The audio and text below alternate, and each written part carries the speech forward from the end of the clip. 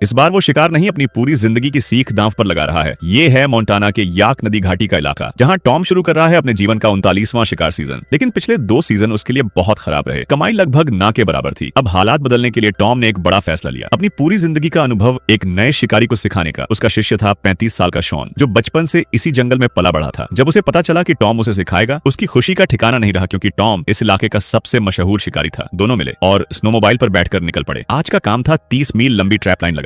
मौके पर पहुंचकर टॉम ने अपने बैग से निकाला खास तरह से तैयार किया गया बीवर का मांस, जिससे बदबू आती थी, लेकिन वही बदबू मार्टिन जैसे जानवरों के लिए जाल बन जाती थी। टॉम ने उस मांस को एक बॉक्स में रखा और उसके मुंह पर जाल सेट किया, फिर उसे लकड़ी के खंभे पर फिक्स कर दिया। जैसे ही जानवर खाने आएगा, जाल ट्रिगर होगा और सब खत्म। लेकिन टॉम यही नहीं रुका। उसने एक हिरण की खाल लटकाई, उस पर खास मछली का तेल डाला और हल्का सा जला दिया। अचानक हवा में फैल गई एक तेज अजीब गंध। ये था टॉम का सीक्रेट फॉर्मूला, जो मीलों दूर तक जानवरों को खींच सकता था। शॉन पूरी लगन से सीख रहा था। अब उसकी बारी थी। शुरुआत में थोड़ा हिचकिचाया, लेकिन फिर उसने हर स्टेप को ध्यान से दोहराया। उसके हाथों में थोड़ी कमी थी, लेकिन उसकी मेहनत और फोकस उसकी काबिलियत दिखा रहे थे। टॉम ये देखकर मुस्कुराया। उसे समझ आ गया उसकी कला अब आगे बढ़ेगी। अगली सुबह टॉम ने शुरू की। दूसरी क्लास टेबल पर रखे थे 2 जमे हुए हिरण के सिर। टॉम ने आरी उठाई और हड्डी को काटना शुरू किया। कड़क आवाज पूरे कमरे में गूंज रही थी। कुछ ही देर में खोपड़ी खुल गई और अंदर से निकला जमा हुआ दिमाग। ये सब क्यों? क्योंकि हिरण के दिमाग में मौजूद तेल चमड़े को मुलायम बनाता है। टॉम ने शॉन को खुद करने को कहा, क्योंकि असली सीख हाथ से काम करने में होती है। अब बारी थी खाल साफ करने की। टॉम ने अपना पुराना औजार उठाया और बेहद सावधानी से बाल हटाने लगा। ये काम आसान नहीं था। जरा सी गलती और खाल खराब। अब शॉन ने कोशिश की। शुरू में सब ठीक था, लेकिन अचानक चाकू फिसला और खाल में कट लग गया। टॉम मुस्कुराया, लेकिन जब दूसरी गलती हुई, उसकी मुस्कान गायब हो गई। क्योंकि ज्यादा नुकसान कम कीमत। फिर टॉम ने खुद संभाला और हर स्टेप समझाते हुए काम पूरा किया। कुछ देर बाद दोनों वापस केबिन में आए। अब दिमाग पिघल चुका था। उसे पानी में मिलाया गया और खाल को उसमें भिगोया गया। फिर उसे बाहर लटकाकर धीरे धीरे निचोड़ा गया। इस काम में बहुत धैर्य चाहिए। अब आखिरी स्टेप था सिलाई और स्मोकिंग। टॉम ने बड़ी सफाई से कटे हुए हिस्से सिल दिए। इतना परफेक्ट कि निशान तक नहीं दिखा। फिर खाल को धुएं में रखा गया। कुछ घंटों बाद उसका रंग बन गया, शहद जैसा चमकदार। अब उसकी कीमत थी $150। लेकिन इस कहानी की असली कीमत पैसे नहीं थी। असली कीमत थी एक गुरु और शिष्य का रिश्ता। एक सिखा रहा था, दूसरा सीख रहा था। और इसी तरह इस जंगल में पुरानी कला और ज्ञान एक पीढ़ी से दूसरी पीढ़ी तक पहुंच रहा था। अगर आप भी ऐसी असली जंगल की कहानियां देखना चाहते हो, तो वीडियो को लाइक करो और जबरदस्त स्टोरी के लिए सब्सक्राइब करना मत भूलना।